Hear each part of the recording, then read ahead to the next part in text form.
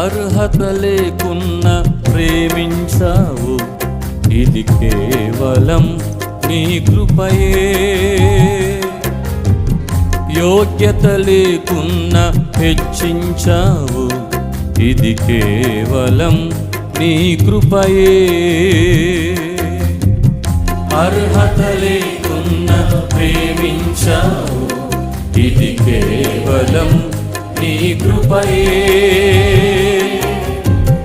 యోగ్యత లేకున్నా హెచ్చించావు, ఇది కేవలం నీ కృపయే.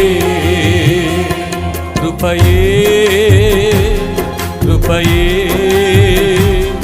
నేనేమై ఉన్నానో నీ కృపయే.